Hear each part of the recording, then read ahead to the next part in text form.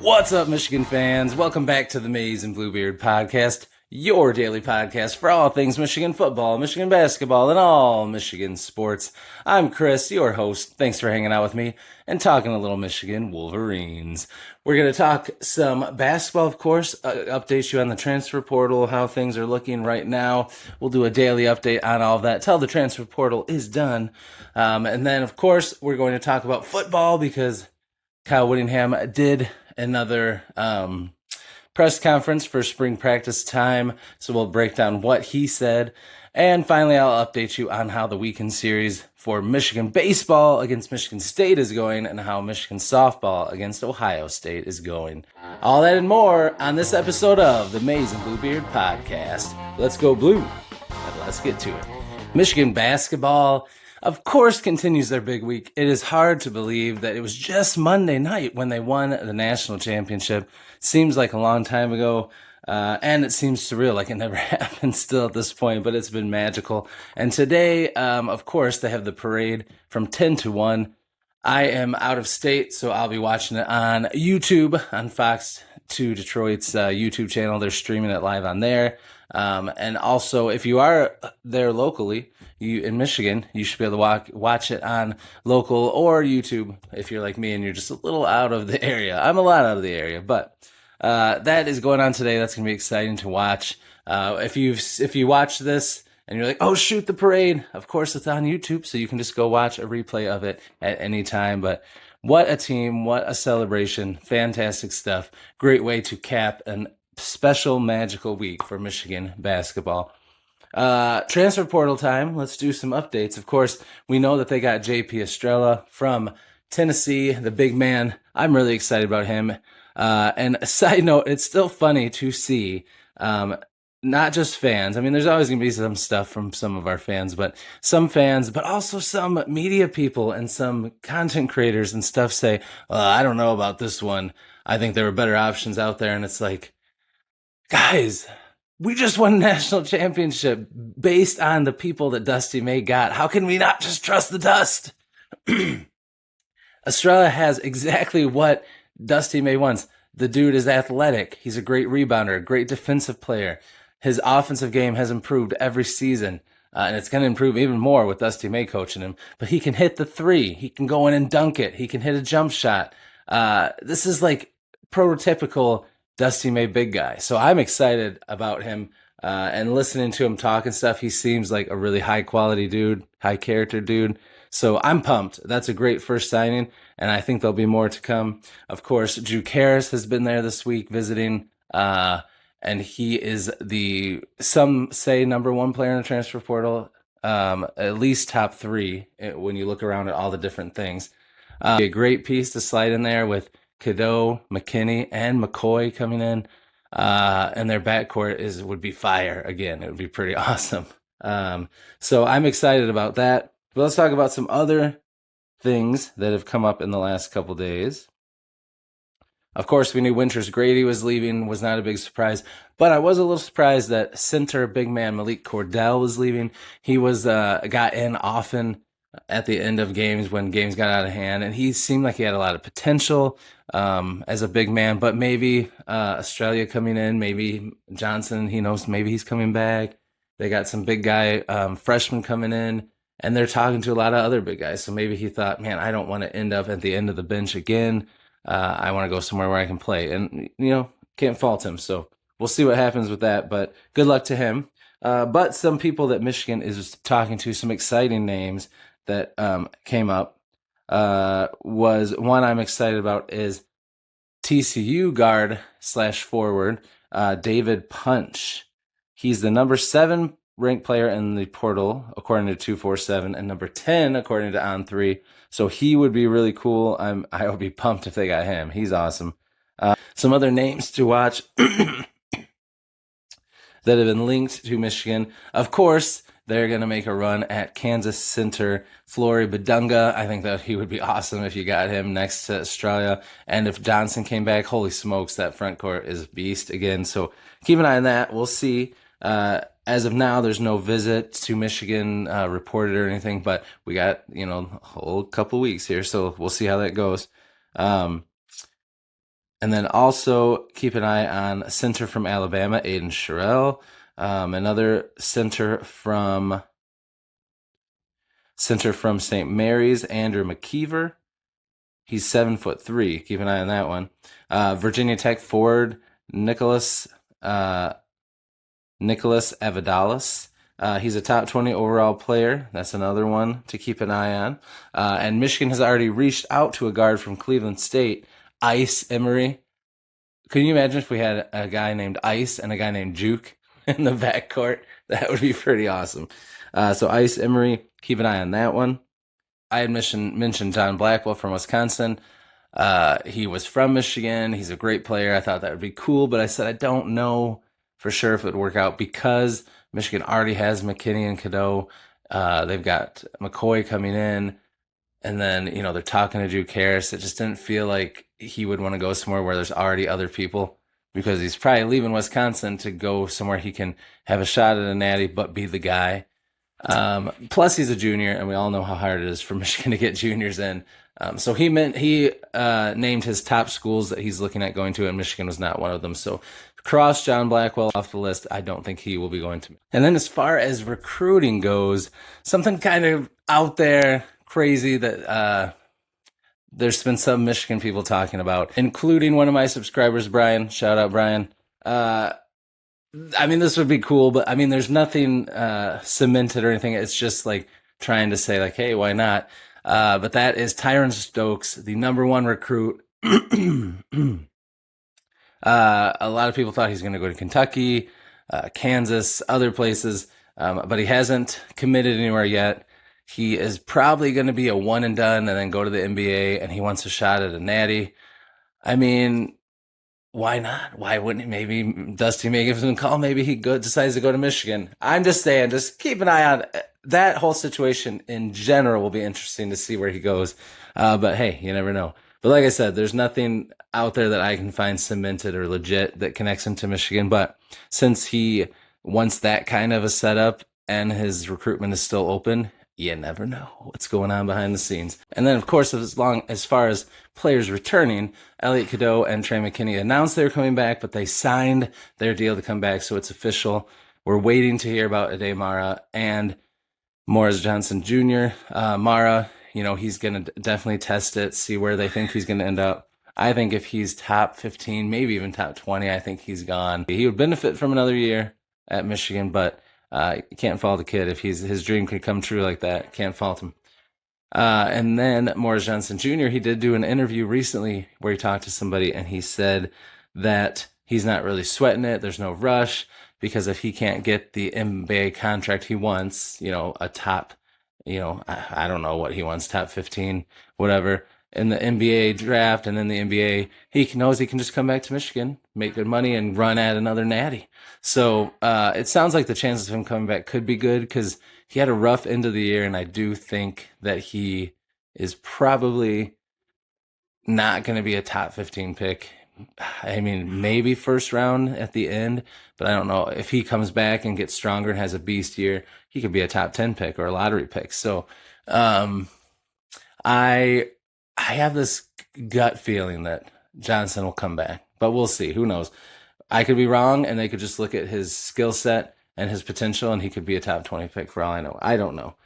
So we'll have to wait and see how all that goes. But I wanted to share that interview, that piece that he said that he would come back because he loves it at Michigan, and he knows he can go after another natty if he's not going to get what he wants in the NBA yet, and he knows next year he can. So he knows that if he comes back, he can improve his draft stock. So it sounds like there's a good shot he'll come back, unless there's teams that are just salivating over him way higher than we think. So keep an eye on that. I'll keep an eye on it and let you guys know if I hear anything. But I do think that those names I mentioned, keep an eye on the Badunga saga. Michigan's definitely going to be in on that. Some of those big centers I mentioned, Sherrill from Alabama, McKeever from St. Mary's. Keep an eye on those. Virginia Tech forward, Avadalis, I think he'd be a great fit with Michigan, and Ice Emery from Cleveland State. Keep an eye on all of those. Juke Harris, hopefully we'll hear some news soon on him. David Punch really seems to be one that's picking up some traction. So it's that time again, transfer portal time. So keep an eye on all of this, and we'll see what happens. I'll update you every chance that I can.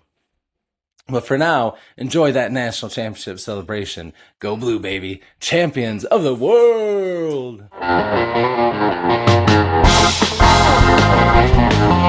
What's up, Michigan fans? Had to add this little edit in. If you are watching the live celebration, Dusty May's not going anywhere. Huge news. Ward Manuel announced that Michigan is not going to be losing Dusty May. They've agreed to some terms. He's going to be coaching Michigan for the foreseeable future. No one knows the contract details yet. Hopefully tomorrow's video I'll know more, but it's said to be at least through the 2031 season. So through 2031, I'm sure it's going to be a lot of money, a lot of things. We'll find out more as time goes on. But Dusty May said himself, he told Ward Manuel, I'm not going anywhere. He said, I probably ruined all the leverage I have, but he loves it here and he's not going anywhere. He can't wait for the future. So get used to national champions, baby. Dusty May is not going anywhere. Now, before we switch over to football and Kyle Whittingham's press conference, I'm going to leave you with this. The raising of that beautiful championship banner. Go Blue!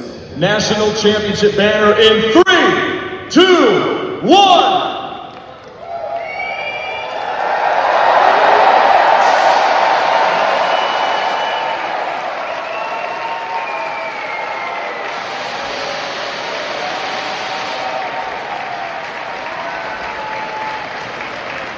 Now let's switch over to football. Spring practice season is winding down. We got the spring game coming up next weekend. I cannot wait for that. Bad news, though, I can't be there in person.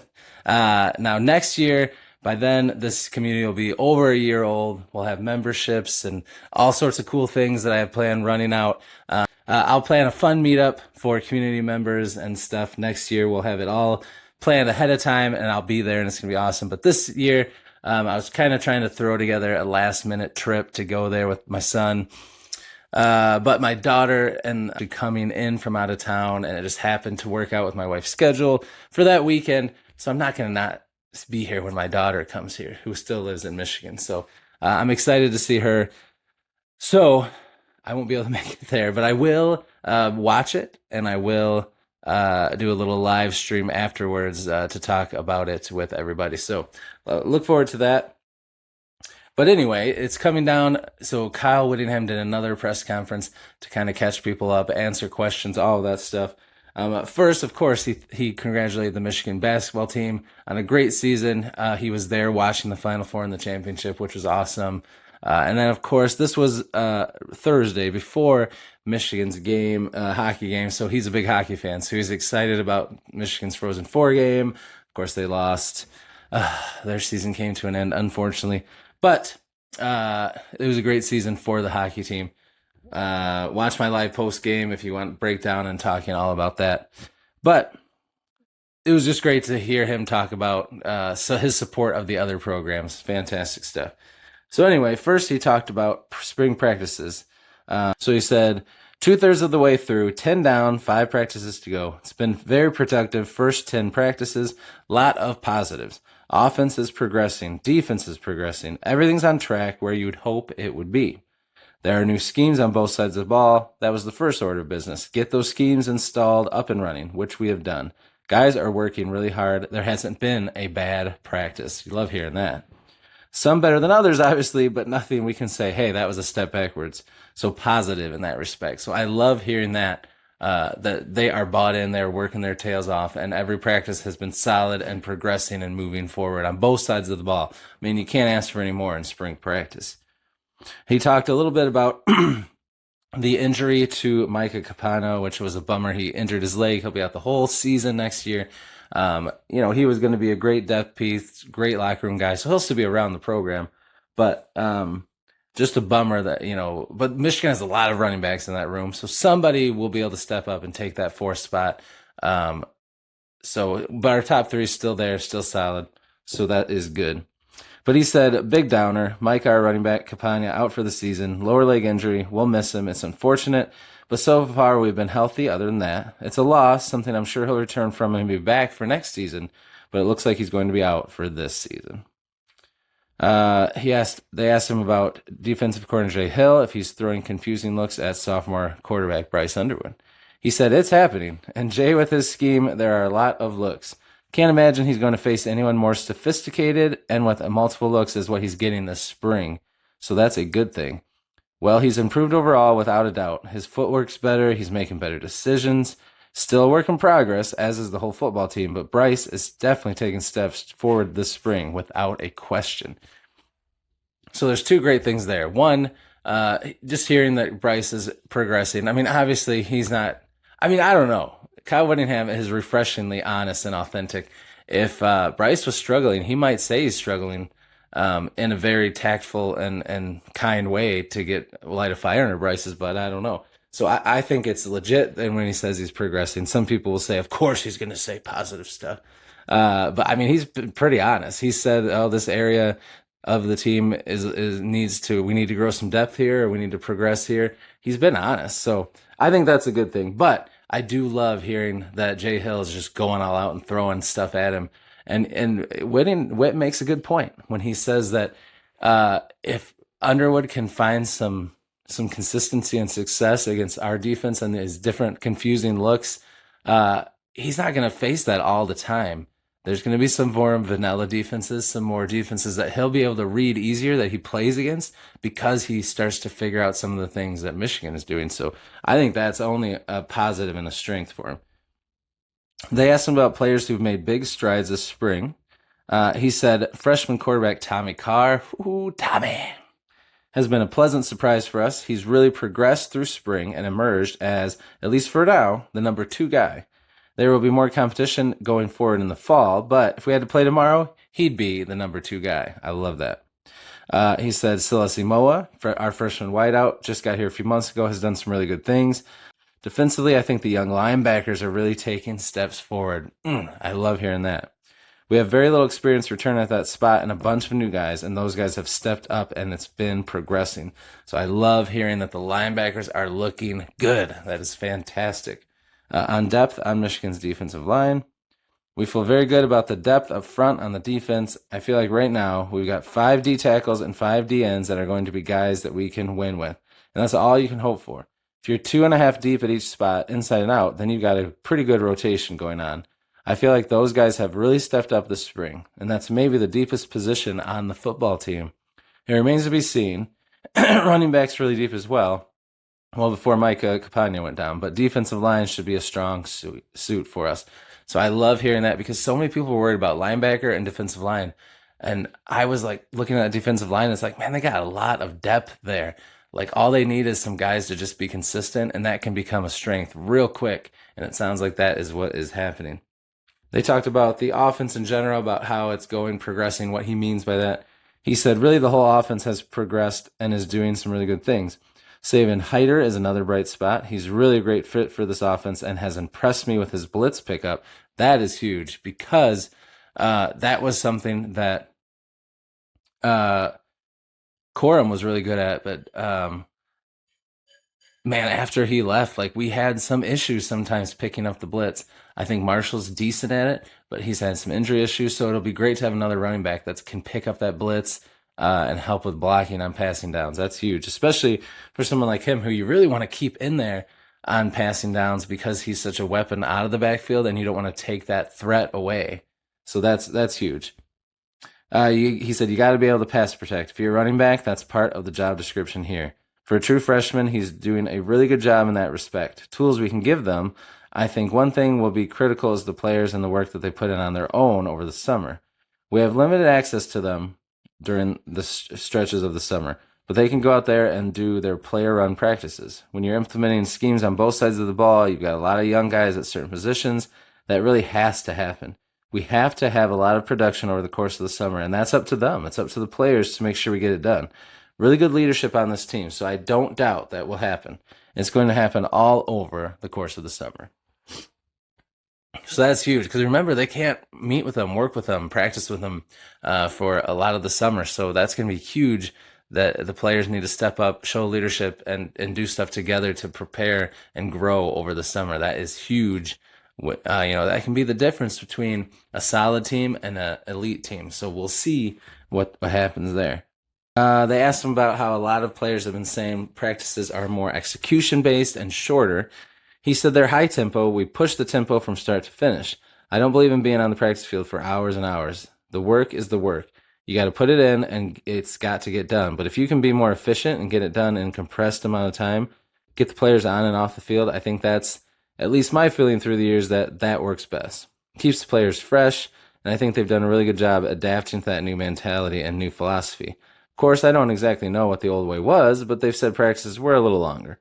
They've done a really good job responding to the high tempo and just the pace we're working at.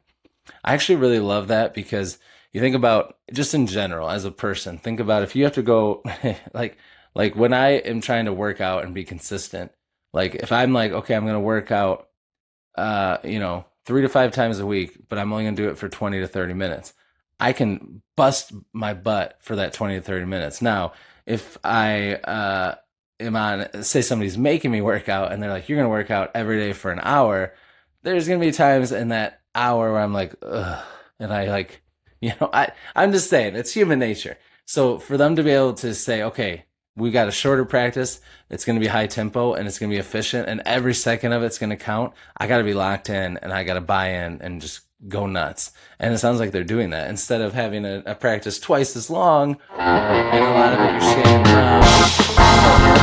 discipline, like a lot of wasted time probably took place where now it's like in and out, let's get this done and let's rock it out. I love it.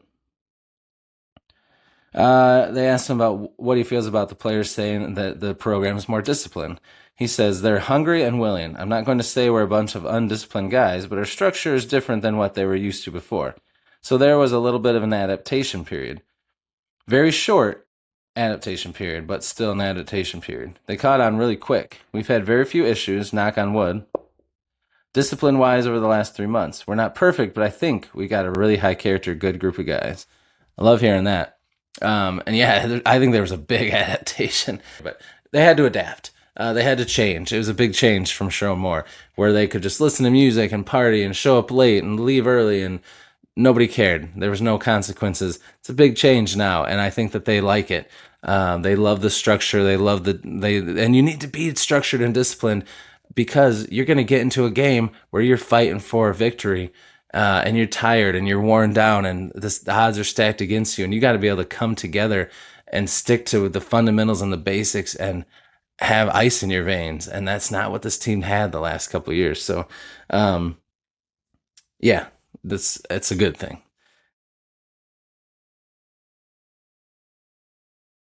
Now to update you on baseball and softball. Michigan baseball was in East Lansing playing the Sparties this weekend, and their first game last night started off on a good note as Michigan won 4-2.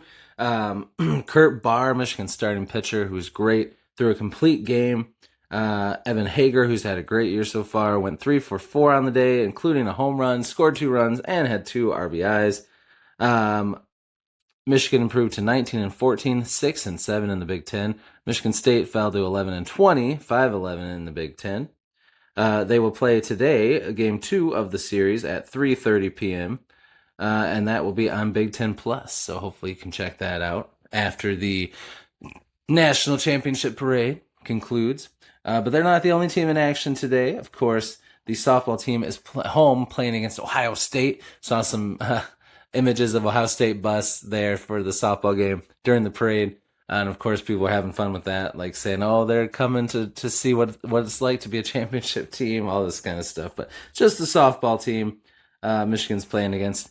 But they played the first game yesterday, and they also won on a walk-off home run from Janessa Conway. Hit a walk-off home run. 3-run homer in the bottom of the 7th inning. Michigan won 10-8. They had 15 hits and 6 players who had multi-hit games, including Maddie Erickson, who went 3 for 4 with 2 RBI with a home run and a double. And Grayson Lamarche earned her second straight win in relief. She got the 2 final outs in the top of the 7th. Michigan improved to 25-14, 5-8 in the Big Ten. Ohio State falls to 19-20, 7-6 in the Big Ten. They will play the next game today at 11 a.m.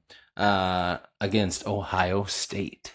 to yesterday's question of the day. Remember, I ask a question of the day every day. So if you haven't voted on today's, after this video, head on over to the community tab and vote. Now, yesterday I asked, with the hockey team season coming to an end, where we're celebrating basketball's national championship, we're excited about football coming up, baseball and softball in full swing. Which team is going to be the next team to win a national championship? So you could choose from baseball or softball. They're both having, average, decent seasons. Are one of them going to get hot and go on a run? Could they win a national championship? Is it going to be football? Is Kyle Whittingham going to win it this fall? Could it be basketball? Are they going to repeat next year? Or somebody else? Is it going to be hockey next year? Who's going to be the next one to do it? The results are in. And here they are. And you got to love the excitement for this one. So this does not mean that people don't think basketball will win it, but it's saying who's the next one. So, hey, football winning a national championship and then basketball repeating. I dig that. So so the winning by a pretty wide margin was football. So people are excited for Kyle Whittingham, what he's building, and I am too. Like I said, if they don't win a natty this year, it's not a disappointment, but I do think that they're going to be right there for the Big Ten. I think they could beat Ohio State. I think they could make the playoffs. And if they do all that and they're doing really well, why not? Why not, baby? Who's got it better than us right now? Nobody. Go Blue. Thanks for voting, everybody. That's going to do it for this episode of the Maize and Bluebeard podcast. Thanks for hanging out with me. I hope you had a good time. If it's your first time here, or if you've hung out a few times and haven't hit that subscribe button yet, please hit the subscribe button. Become a part of our community that we're growing here. We'd love to have you. Also, if you already are a subscriber, a thank you. I appreciate you. Be sure to hit the like button as always and leave me a comment down below. I respond to everyone and I love talking to you down there. So I will see you in the comments and I will see you in the next video. And until I do, as always, Michigan fans, go Blue.